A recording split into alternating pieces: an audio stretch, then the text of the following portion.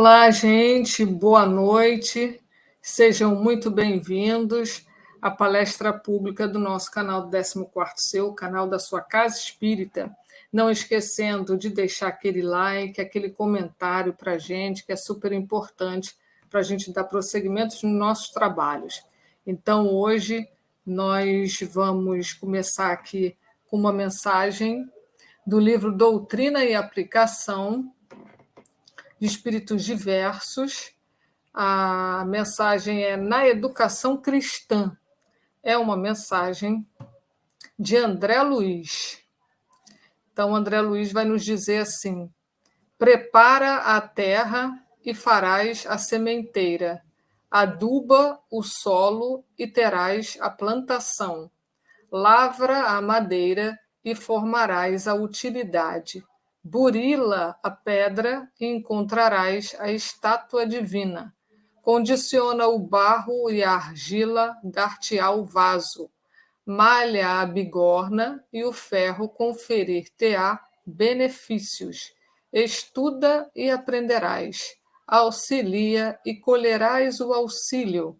Ampara e o suprimento do céu responderá aos teus apelos. Irmana-te com todos e todos te estenderão o concurso fraternal. Ilumina os companheiros da retaguarda e os vanguardeiros do amor alimentar-te-ão a lâmpada.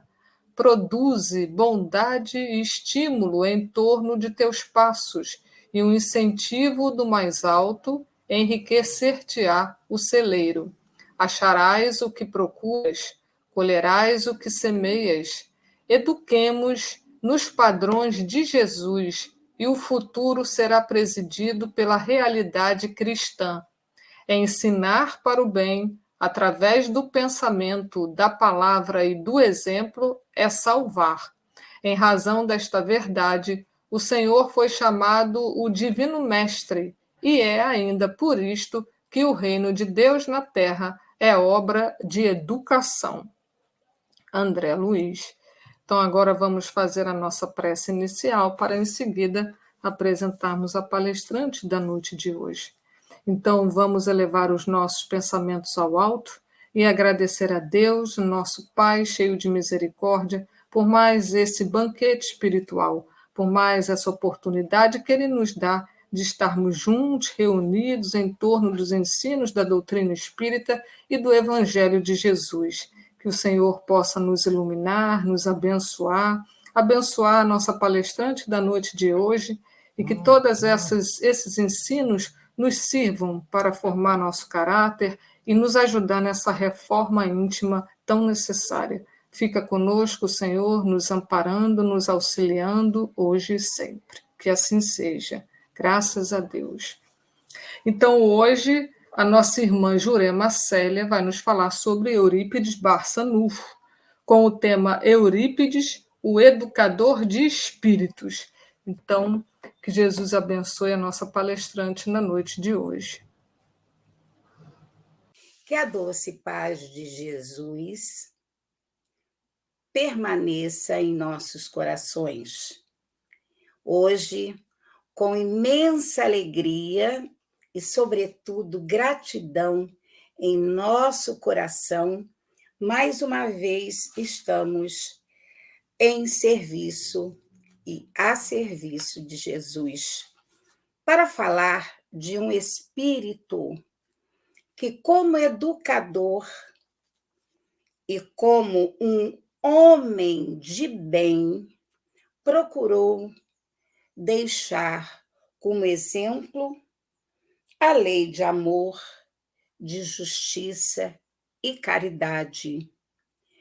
Por isto que nós já é do nosso hábito, quando falamos de algum espírito de escola, de algum espírito de luz que nos deixe esse exemplo de bondade, de carinho, de caridade, de prestar sempre, estar sempre a postos nos caminhos de Jesus, nós costumamos nos basear na pergunta 918 do Livro dos Espíritos, que trata exatamente do homem de bem. Mas, junto disso, existe uma literatura farta sobre esta mesma pergunta. E lidando, também com a música, com a poesia, que é do nosso querer, que é do nosso coração também, desde a meninice, lidar com a arte, com a música, com a poesia, com a declamação, nós ouvimos já de muito tempo uma música que foi interpretada e foi assim muito bem, uma poesia, primeiramente, que toda música vem, de versos poéticos, e foi assim muito, a pergunta 918, o homem de bem, foi muito bem interpretada poeticamente e foi traduzida em notas musicais por Nando Cordel. Então, nós vamos pedir a nossa querida irmãzinha, que está aí na mídia, a nossa querida DJ, que coloque a música O Homem de Bem, para nós ouvirmos com atenção, porque depois nós vamos tecer alguns comentários para depois entrar em algumas facetas de Eurípides Barçanufo, este espírito educador de espíritos que esteve entre nós, nos deixando exemplos ímpares de amor ao próximo e que se aproximou de perto, pertíssimo de Jesus, que nós vamos depois até tecer um comentário de Francisco Cândido Xavier sobre ele. Vamos, minha querida, colocar a música O Homem de Bem.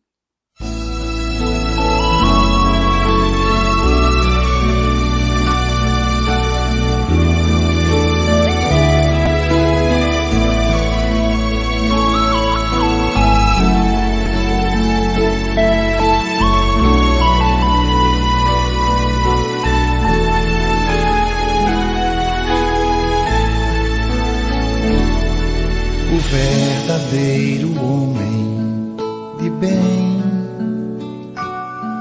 é aquele que pratica a lei de amor, de justiça e caridade, de pureza e de bondade. Interroga a consciência se essa lei já violou. Não comete o mal, tem fé em Deus e na bondade. Sabe que nada acontece sem a sua permissão. Tem fé no futuro e por isso coloca os bens espirituais acima desses bens só temporais. Quando nas dores da vida e nas decepções aceita sem murmurar, porque são provas ou expiações. Encontra benefícios nos serviços que prestam, nas lágrimas que secam e nas consolações. Seu primeiro impulso é de pensar nos outros antes de si, antes dos seus. É bom, benevolente, humano e muito mais. Nem de raça, nem de crença, distinção ele não faz. Respeita todas as convicções. A caridade sempre é seu guia.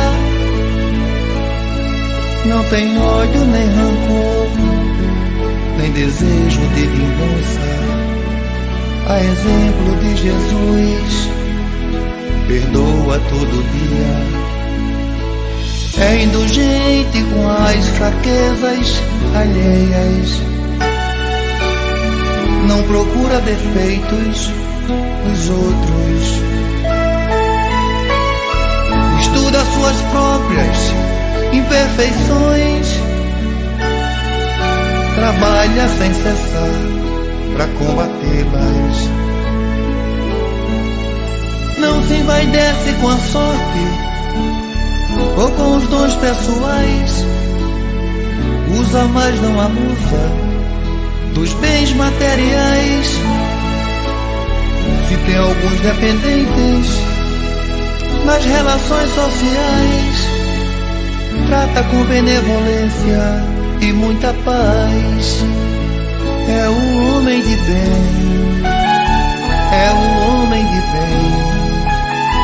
Quem plantar vai colher, vou lutar, vou crescer, vou chegar lá também. É um homem de bem, é um homem de bem. Quem plantar vai colher, vou lutar, vou crescer, vou chegar lá também. É um homem de bem, é um homem de bem. Quem plantar vai colher, vou lutar, vou crescer, vou chegar lá também. É um homem de bem, é um homem de bem. Quem plantar vai colher, vou lutar, vou crescer, vou chegar lá também.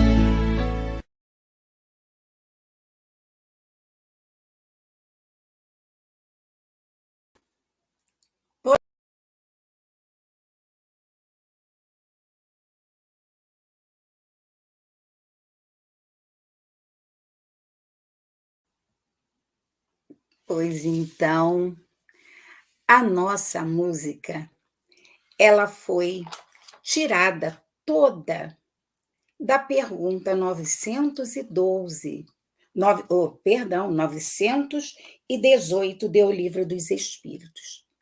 Kardec, para nos esclarecer as dúvidas grandes que temos quanto à nossa sorte, quanto como caminhar para chegar mais próximo de Jesus e, consequentemente, chegar àquela perfeição que Deus nos fadou, que Deus nos colocou como prêmio, não aquele prêmio da sorte, porque merecer o reino dos céus, como Jesus nos afiançou, não é uma questão de sorte, é uma questão de merecimento. E para tal, precisamos fazer o quê? Plantar e colher, lutar para crescer, como nos diz o refrão da música, para chegar lá também. E Jesus nos dá uma série de lições. Mas Kardec pergunta aos espíritos na questão 918, quando ele propõe quais as características do homem de bem que está, abrindo praticamente, o capítulo 12 do Livro dos Espíritos, que fala da perfeição moral.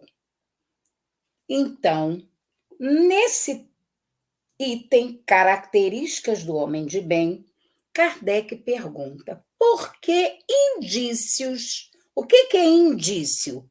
É a dica, ou seja, vamos falar na linguagem nossa popular. Por que dica você pode reconhecer em um homem o progresso real que lhe elevará o espírito na hierarquia espírita?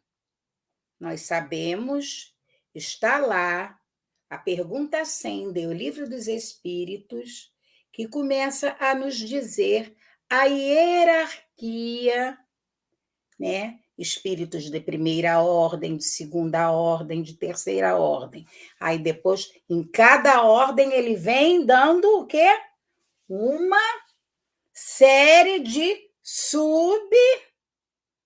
subclasses. Primeira classe, segunda classe, terceira classe. Depois vem ordens e vamos subdividindo. Porque no mesmo grupo existem nuances. É igual numa classe de aula. Numa turma existem 30 alunos.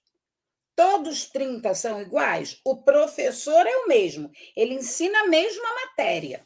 Porém, nem todos dão a mesma atenção, nem todos fazem as mesmas tarefas propostas. No entanto, no final de um período, todos são testados. E aí as notas vão ser diferentes, os resultados vão ser diferentes. Uns vão ultrapassar aquelas tarefas, vão receber o prêmio, que é passar ou não passar daquele período. No entanto, outros vão ficar estacionários. E outros vão ter que repetir a tarefa toda de novo, todo aquele ciclo de novo. Então, o Pai nos dá esta oportunidade. Então, Kardec pergunta: que dica, quais são os indícios que um homem, já nesta oportunidade, já nos indica qual o progresso real que ele já alcançou? Então, os nossos atos, o nosso modo de vida, como eu provo que eu já alcancei um certo grau de elevação? Ou seja, será que eu já tenho algumas características de homem de bem? Aí os espíritos respondem: o espírito prova a sua elevação quando... Aí vem um susto para nós, porque nós temos mania de dar um jeitinho para as coisas. Quando todos os atos de sua vida, todos, nós costumamos usar o quê? Eu já estou assim, mais ou menos... Quando falam comigo, eu dou assim, sabe? Quando eu sou mais ou menos paciente, mais ou menos, depende do caso. Aí a gente já bota, depende do caso. Se eu tenho, às vezes, uma vontade de ajudar, depende. Se eu vejo que o fulano está com esforço, aí eu ajudo. Depende. Então, nós colocamos, às vezes, muitas condições para isso, condição para aquilo. Se é meu parente, eu puxo brasinha para aquela sardinha. Então, nós colocamos muitas condições para ajudar, muitas condições para fazer. Então, os espíritos dizem logo que não tem mais ou menos. Todos os atos de sua vida corporal têm que representar a prática da lei de Deus. E qual é a lei de Deus? Ele diz aqui: e antecipadamente compreenda a vida espiritual, ou seja, se desligar o máximo da vida material. Ou seja, nós ainda prezamos muito mais o ter do que o ser. Ou seja, eu prefiro mais. Nós tivemos há pouco tempo essa experiência em nosso país. Nós tivemos um período de alguns meses de campanha política. Então, o que é a polis? É a união das pessoas. E nós vimos muitas vezes a desunião. O que é uma sociedade democrática? Nós vimos o oposto. E muitas vezes o nosso coração esqueceu do Cristo. Os nossos corações esqueceu do Cristo. Muitas vezes os nossos corações esqueceram da oração e esqueceram disso aqui, a prática da lei de Deus, quando muitos esqueceram que eram irmãos do outro, que não comungava do mesmo pensamento, e esqueceu que também era cristão. Então, ele está nos lembrando que em momento nenhum podemos esquecer dessa máxima do Cristo, que somos cristãos em todos os momentos da nossa vida. Não podemos ser um pouco hoje e um pouco amanhã, mais ou menos aqui, mais ou menos ali. E nós vamos ver do nosso querido Eurípides Barçanufo, o qual foi exemplo para Francisco Cândido Xavier, que nós vamos ver que uma das frases que está no livro O Homem e a Missão, Francisco Cândido Xavier dá um lindo depoimento a Corina Novellino sobre ele. Nós vamos comentar mais lá na frente. Por quê? Porque também era um homem de bem, que fez da sua vida a prática da lei do amor, da justiça e da caridade. Então, os espíritos dizem, quando pratica a lei de Deus e antecipadamente compreende a vida espiritual. E continua, verdadeiramente o homem de bem é o que pratica a lei de amor, justiça, caridade na sua maior pureza. Pureza, na sua maior pureza. Ou seja, é como se faz com o diamante. O diamante é uma pedra rara, mas ele vem rara? Ele vem todo encrostado. Ele tem que ser lapidado. Então, o homem de bem, nos diz aqui a música, muito bem, né?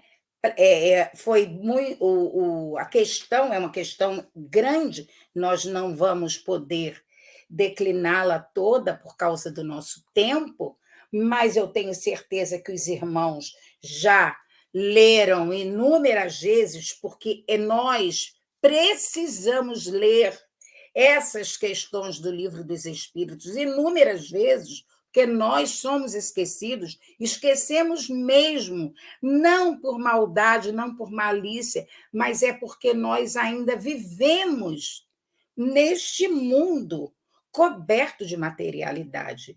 E precisamos fazer isso que a música nos fala, porque tirou da questão que, quando estamos na ordem social, precisamos colocar na frente as coisas de Deus. E nós, muitas vezes, esquecemos disso. Então, a música, a primeira lembrete, é sobre a lei de amor, justiça e caridade na sua maior pureza. E o segundo lembrete é aquele principal. Interroga a consciência se essa lei não violou. Santo Agostinho nos dá essa belíssima lição numa das suas máximas, quando ele diz que todos os dias, antes de cair, né, no seu sono, fazia o quê? Um retrospecto do seu dia. Então, deitava a cabecinha no travesseiro, estamos usando as nossas palavras, né? Porque as de Santo Agostinho não era assim, estamos usando o nosso vocabulário ainda pequenino. Então, mas ele diz assim, que ele dizia, usando as nossas palavras, deitava a cabeça no travesseiro e fazia um retrospecto do dia. Aquilo de certo, de bom que fez, prometia a si próprio de fazer o quê? Melhor no dia seguinte. Fazia ainda um retrospecto de corrigir aquilo que errou. Fazia um exame de consciência. Aqui eu errei. Então, vou me prometer. Se agredir, se transgredir com alguém, pedir perdão. Vou pedir perdão e corrigir o meu erro. Se alguma coisa eu deixei de fazer, mesmo podendo, porque às vezes a gente não comete o mal, mas deixa de fazer o bem, fica omisso. Não comete o bem por omissão. E não faz o mal, mas também não faz o bem. Então, Santo Agostinho dizia, então, eu prometo a mim mesmo, neste outro dia, fazer aquilo que eu podia ter feito e não fiz. Então, esse exame de consciência é diário. É diário. E nós atropelamos, passamos, os dias vão passando, os anos vão passando. Quando acordamos a consciência, o que nós falamos? Se eu pudesse voltar a 40 anos passado, a 70 anos passado. Há alguns dias, nós estávamos conversando com uma pessoa de nosso convívio e nos disse essa frase. E no final da frase, ela falou a frase curtamente. Se eu pudesse voltar a pelo menos uns 30, 40 anos, e não terminou a frase, disse, mas agora não adianta, o tempo já passou. E nós, então, vimos na face da pessoa uma angústia do tempo perdido. Então, só nos restou dizer, agora toca o barco assim mesmo como está, que Deus vai te ajudar. Ele nunca esquece de ninguém. Pronto. Então, vejamos. A música ainda nos alerta para o exemplo que o homem de bem, e nós vamos ver em Eurípides Barçanufo, que aceita sem murmurar, porque são provas e expiação, quando as dores da vida. E olha que esses espíritos de escola, esses espíritos missionários, como sofrem. Como trazem cargas imensas de sofrimento. Por quê? Porque o que eles se preocupam mais é com o outro e não consigo mesmo. E eles entram em choque com a sociedade vigente, com aqueles que querem e que estão no mando das forças, como aconteceu com ele, principalmente no âmbito religioso, da época vigente. Hoje, nós já temos uma liberdade, aspas, religiosa, mas ainda vemos cenas de intolerância religiosa. Ainda vemos. Temos, em relação ao Estado, enquanto nação, liberdade religiosa, mas ainda temos intolerância religiosa. Esta semana, estamos comemorando a Semana da Consciência Negra. E nós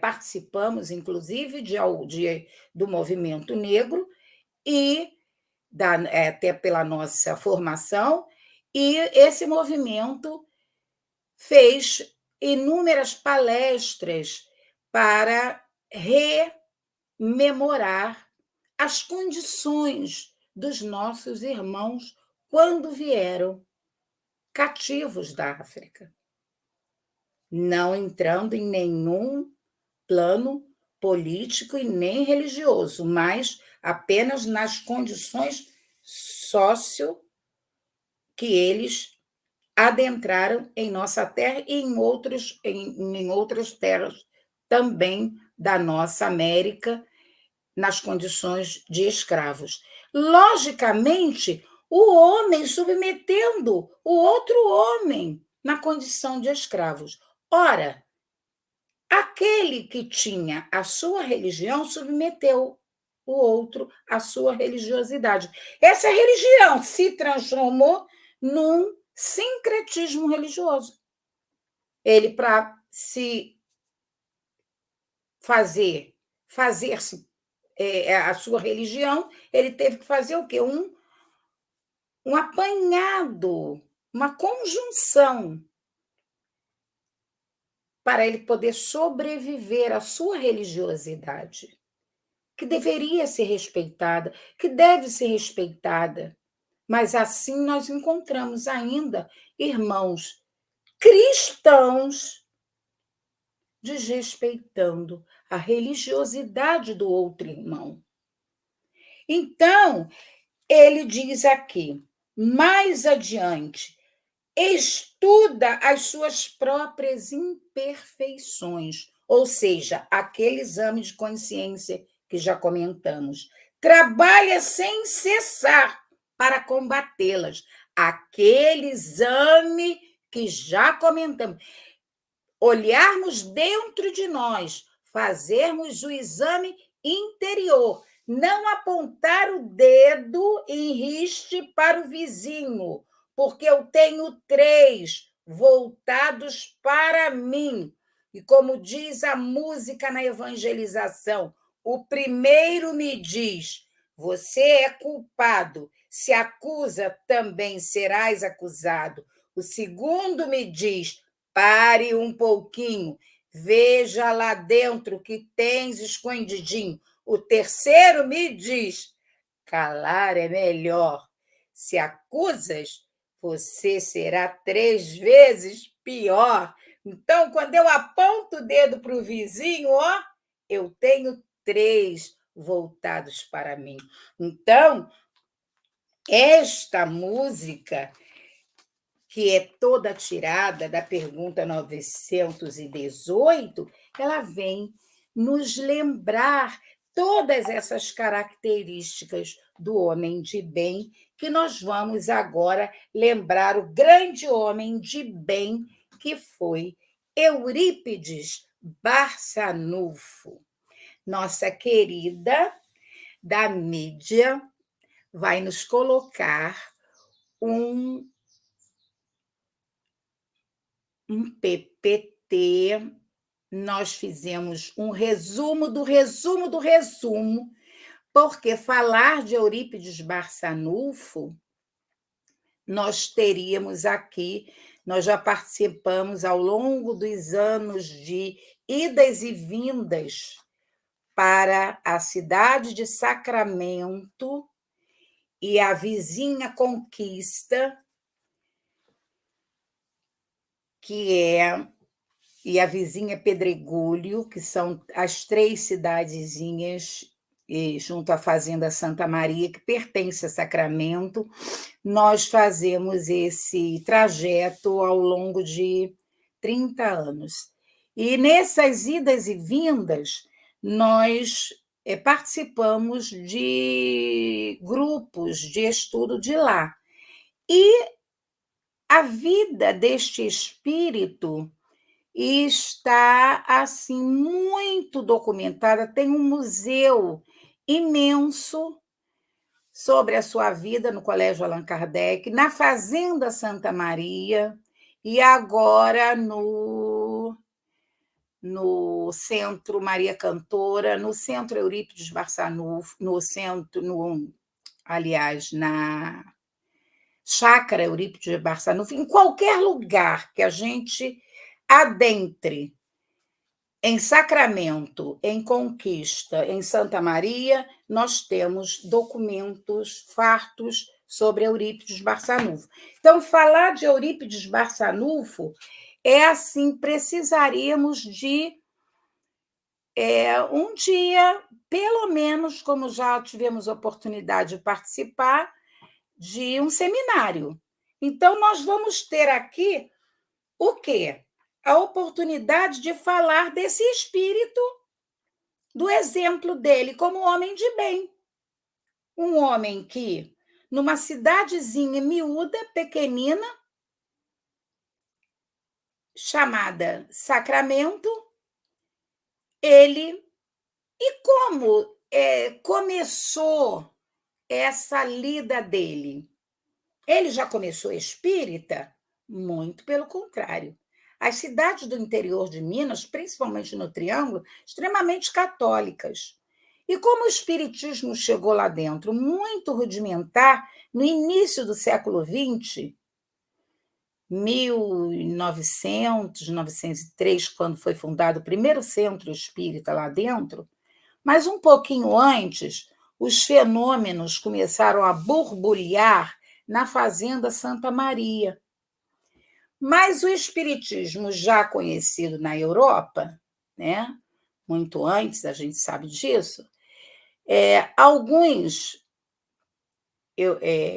espíritas já estavam no Triângulo Mineiro, como Frederico Peiró, que era um espanhol muito interessado pelos fenômenos que ele já veio para o Brasil estudar os fenômenos que estavam acontecendo lá naquela fazenda longínqua do Triângulo Mineiro.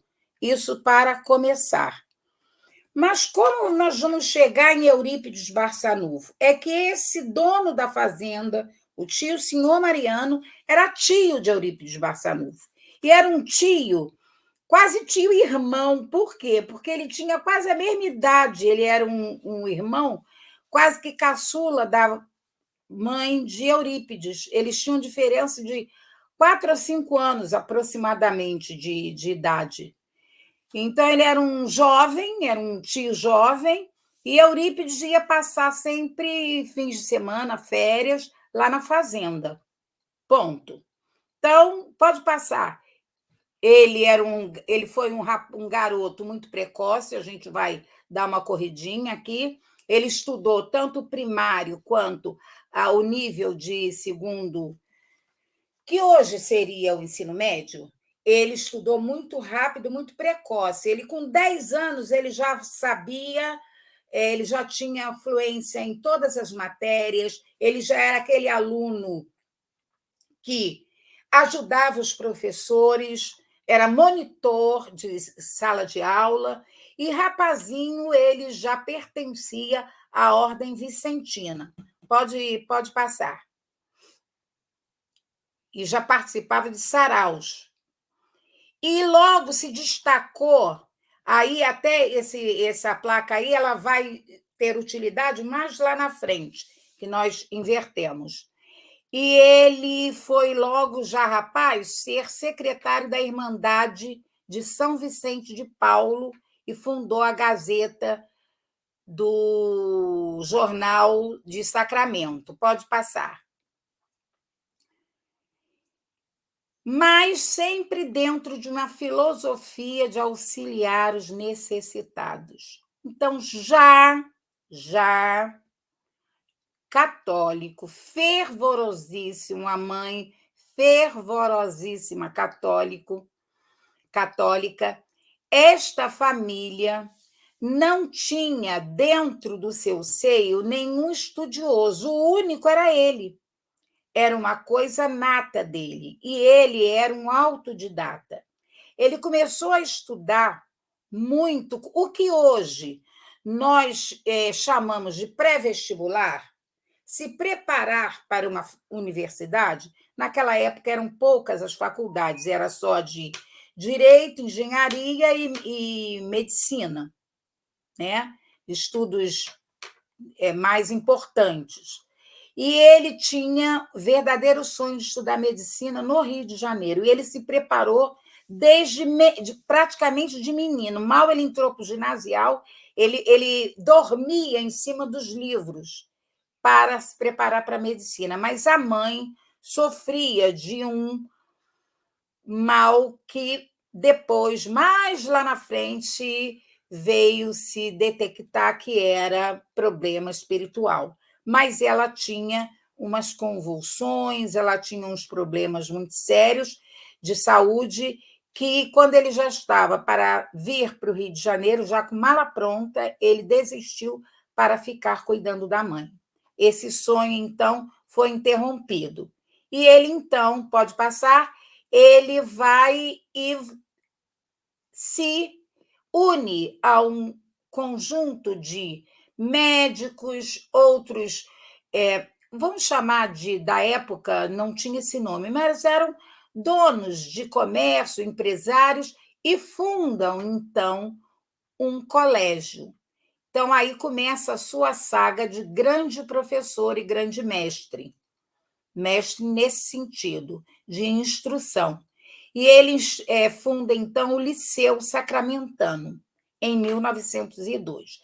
Então, com 22 anos, ele era o diretor deste liceu e ficou, assim, muito famoso, porque Eurípides detinha o conhecimento de todas as disciplinas. Na falta de um professor, ele era o substituto. E, como já falamos, ele também fundou a Gazeta. Então, ele, ao mesmo tempo, era professor, jornalista de todas as matérias e etc. Pode passar. E muito ligado também à arte. Ele fundou... Pode passar. Ele funda também um teatro, ele era muito ligado à música clássica, enfim, ele dá recursos. E ele, quando entra para a política como parlamentar, ele faz o maior crescimento que Sacramento teve. Entre 1907 e 1912, ele consegue para Sacramento todos os benefícios sociais de então, que não existia. Ela era uma cidadezinha totalmente rural e ela adquire a água encanada, o bonde, a luz elétrica, o cemitério público e maiores recursos para a educação. Porém, quando ele começou a perceber o que a gente viu ali nas características do homem de bem, que ele nunca colocava os bens temporais na frente dos bens materiais. Isso é uma característica própria de qualquer espírito de escola. A gente viu tantos exemplos aí no nosso querido Francisco Cândido Xavier e outros tantos que a gente vê ainda hoje militando. Ora bem, quando ele começou a ver dentro daquele parlamento, entre aspas, um direcionamento diferente daquilo que ele tinha como meta, ele então desiste do mandato. Mas ele tinha que ter um motivo. E como naquele ano aumentaram o período do mandato de 3 para 4 anos, porque alguns, e a gente conhece essa prática, porque nós já tivemos aqui no Brasil várias vezes, né? O mandato era de quantos anos? Era de 4, passou para 5, de 5 passou para 4, de 3 passou para 4, e a gente já teve essas mudanças para poder aquele que está no poder continuar.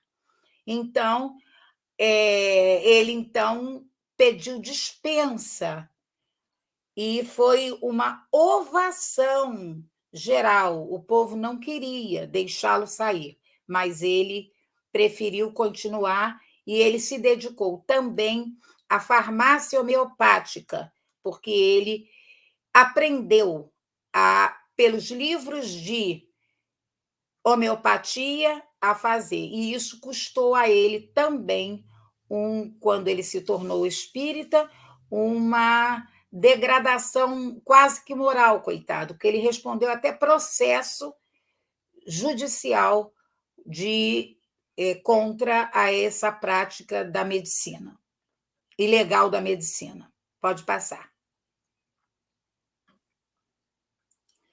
Então, ele funda, por volta de 1900, nós já falamos, a Irmandade São Vicente de Paula, mas há um adendo quando ele funda. Ele ganhou, de certa vez, uma Bíblia de um padre que era muito amigo dele, isso tudo ainda na sua lida católica. E o que tem a ver ele ganhar uma Bíblia? É que a igreja não permitia que os leigos lessem a Bíblia, só os que fossem religiosos formados, um padre, um membro de dentro do clero. As pessoas assistiam à missa em latim, se estava entendendo alguma coisa, muito bem. Quem sabia alguma coisa, entendia. Quem não sabia, não entendia nada. E muito menos ler uma Bíblia. Era proibido as pessoas ler uma Bíblia. Então, ele ganhou, e ele, como era um homem letrado, ele se apaixonou pelo Sermão da Montanha. E o máximo, ele queria entender alguns trechos do Sermão da Montanha de outra forma, de uma forma mais espiritualizada, mas ele não estava, nem ele estava assim entendendo. Ele já estava lá dentro dele recebendo o quê? Um chamamento espiritual. Pode passar. Ele, então, uma vez lá na Fazenda Santa Maria, ele visitando o tio, eu, como já comentei, motivado por fenômenos, na Fazenda Santa Maria recebem a visita, e várias visitas, aliás, de Frederico Peiró, e eles, então, fundam, na Fazenda Santa Maria, um centro espírita, porque os fenômenos era mesa girando, era panela voando, eram muitos fenômenos de efeitos físicos que a gente sabe que lá nos primórdios do espiritismo os efeitos físicos eram mais presentes, até para chamar mais atenção. Pode passar, querida. Esse centro espírita, essa foto aí é uma foto real. Ele existe até hoje, ele continua funcionando até hoje com as mesmas características de antes. Pode passar. E lá, então, o tio o recebeu uma vez, numa das vezes que ele, então, foi assistir a uma reunião. E lá, chegando, ele discutiu com o tio alguns pontos, não se convenceu muito. Aí o tio, então, foi e falou, olha, meu filho, sabe uma coisa? Toma aqui um livro. Deu para ele ler naquela noite? Pode passar. O livro Depois da Morte, de Leon Denis. E ele mastigou o livro numa noite. E, ao final do livro, ele leu um capítulo sobre as bem-aventuranças e se apaixonou. E, a partir dali, ele saiu dali espírita, convencido. E, a partir dali, a vida dele mudou. Ele pode ir passando agora, ele passa a se declarar espírita, mas antes ele queria uma comprovação. Ele vai à próxima reunião e pede mentalmente que, se Aristides, nós vamos comentar quem é esse Aristides, explicasse a ele as bem-aventuranças sob a lei de amor, reencarnação e lei de justiça, mas sob a ótica espírita, ele se convenceria. Mas quem era Aristides? Aristides era um trabalhador, braçal, lá da fazenda, que se tornara espírita, não sabia ler nem escrever, não sabia fazer um pingo de i, mas era um espírita e tinha várias revelações. E nesta noite, ele fez o pedido mentalmente. Quando terminou a reunião, Aristídea explicou irrefutavelmente as bem-aventuranças sob a ótica espírita. E aí ele não teve mais dúvidas.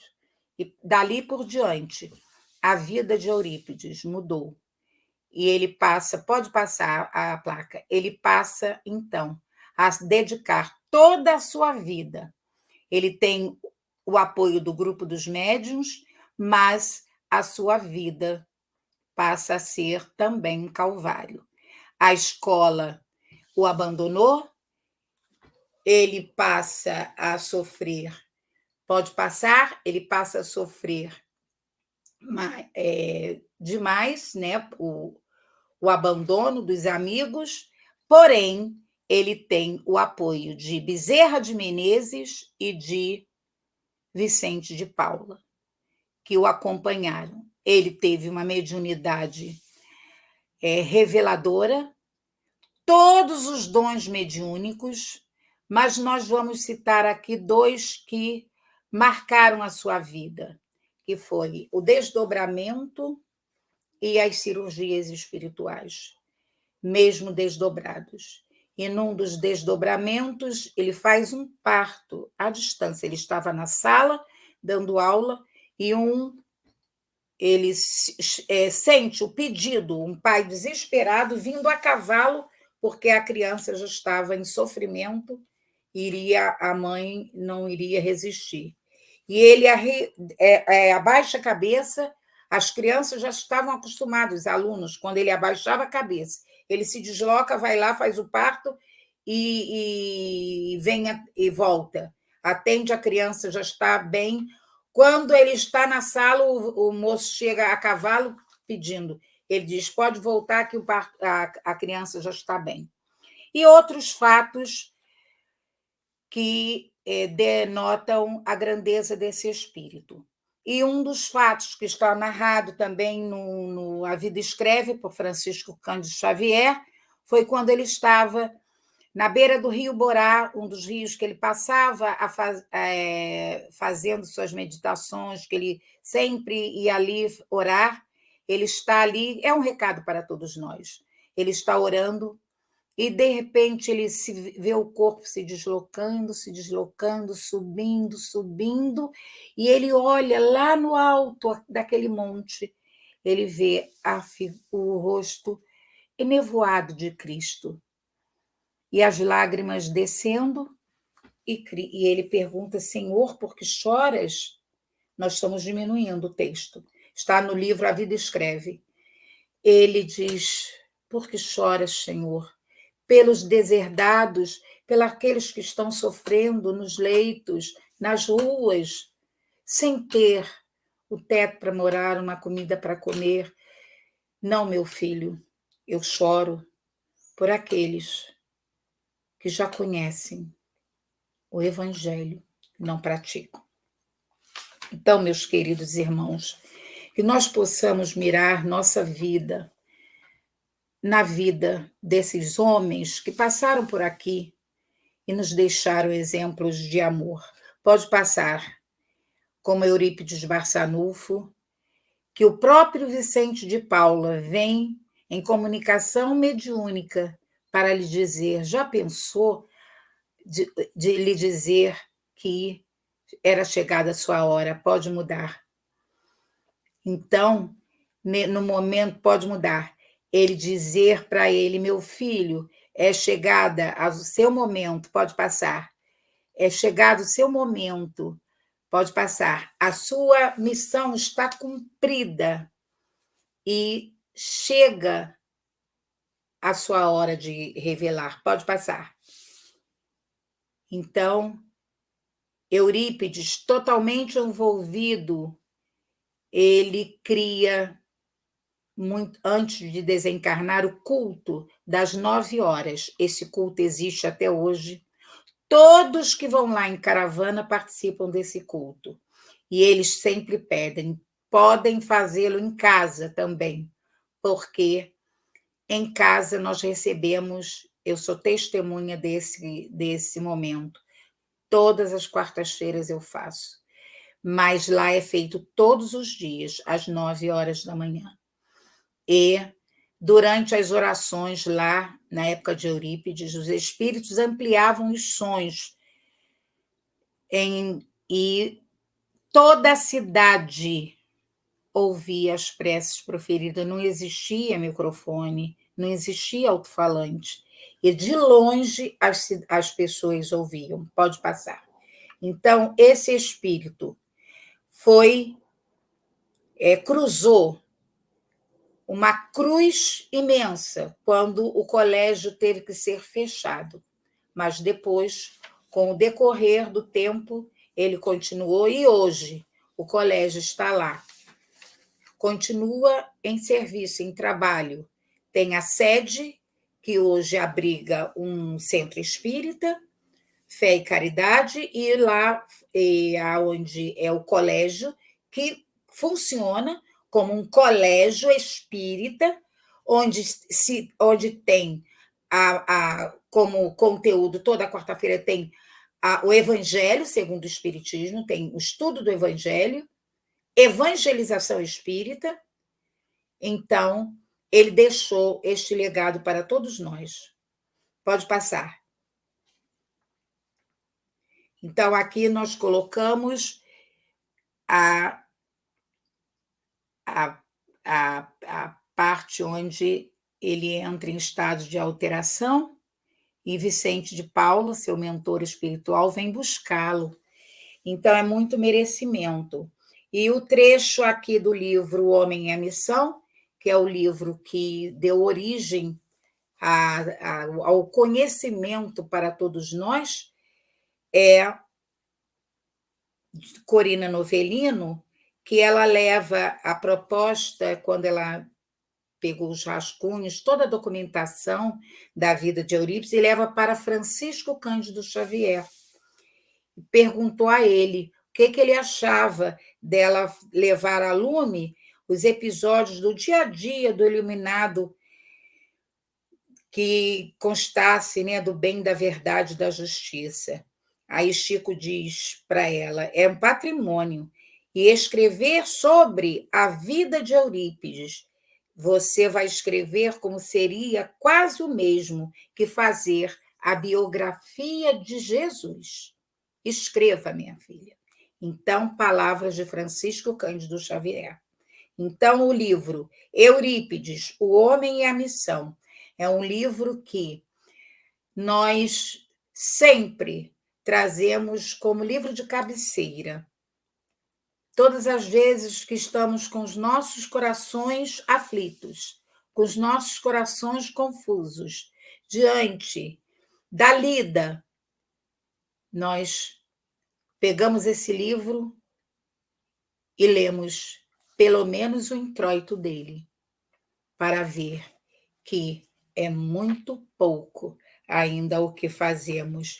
E olhamos as diretrizes pedagógicas do liceu, porque Eurípides orientava os jovens sempre pelo gosto da educação, preparando para a vida completa. Ele dizia, o fim da educação é o preparo para a vida completa, não só para saber ler, escrever e contar.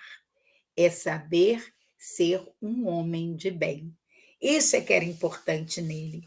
Então, meus irmãos queridos, vamos agora agradecer aos nossos amigos que nos convidaram, que tiveram a generosidade de nos convidar para falar de um homem de bem, porque nos faz refletir o que ainda precisamos, mas como nos exorta, como nos faz lembrar essa música tão bem refletida por Nando Cordel. No refrão final, é um homem de bem, é um homem de bem. Quem plantar vai colher. Eu vou lutar, vou crescer, vou chegar lá também.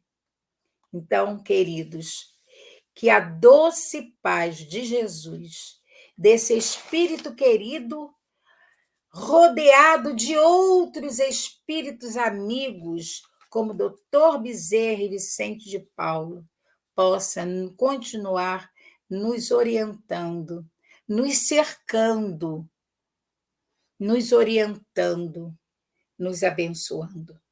Então, vamos agora, nesse momento, elevar os nossos pensamentos em agradecimento por essa noite de alívio aos nossos corações, porque nos foi dado bênçãos de paz. Vamos elevar os nossos pensamentos, pedindo a esse mestre de amor, a esse mestre de justiça, de caridade, enviado de Deus para nos dar a orientação nesse planeta de provas e expiações. Jesus querido, aqui estamos mais uma vez, agradecidos pelo teu carinho, pelo teu amor.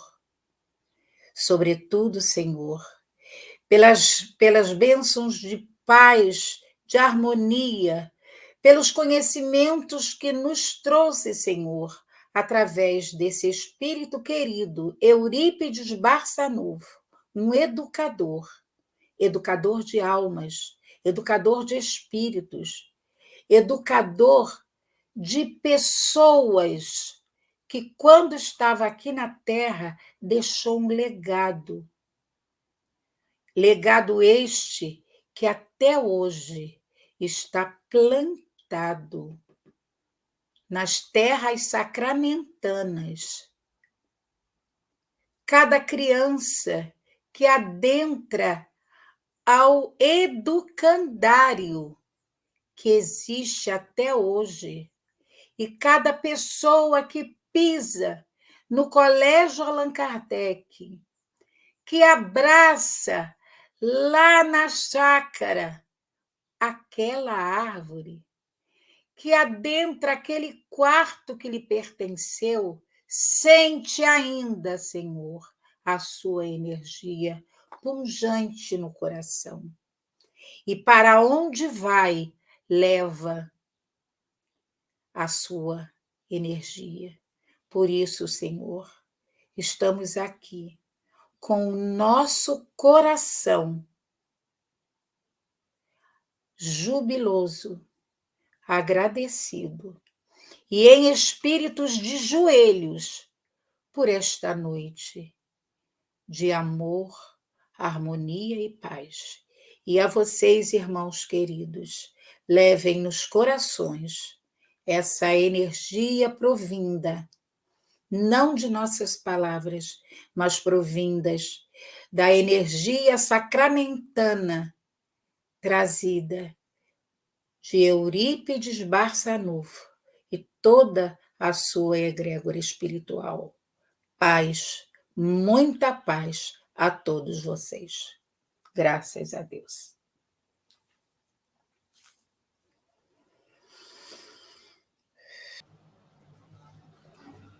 Então, agradecemos a nossa irmã Jurema Célia, que já fez até a prece final para a gente, né?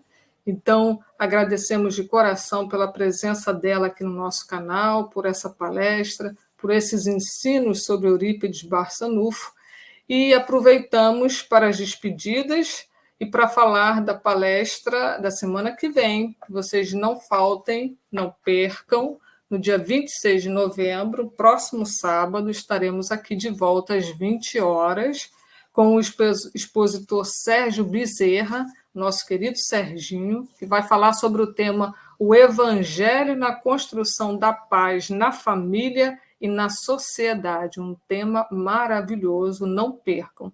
Então, uma boa noite a todos, obrigado pela presença de todos vocês aqui conosco, fiquem todos com Deus, até sábado que vem, se Jesus assim permitir. Um abraço.